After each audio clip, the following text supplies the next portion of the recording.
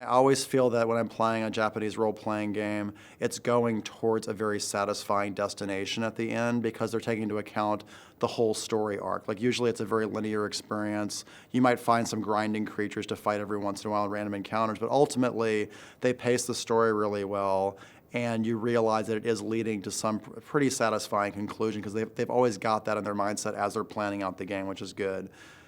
Another thing I've noticed is that, especially with the Final Fantasy series, they tend to be a lot braver with their stories, even as far back as Final Fantasy III or even Final Fantasy VII.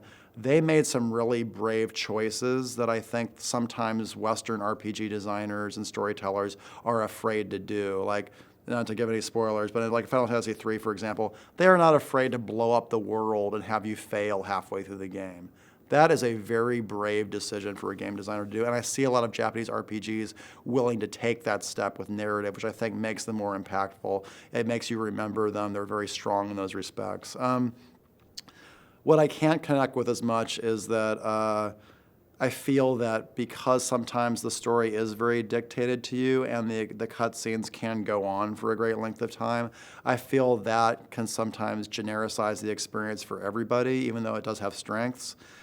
And also watching cutscenes of that length while they're beautiful and breathtaking, sometimes that just takes you out of the experience because then you're more watching a movie rather than interacting with anything. And I think that may do a disservice to role playing.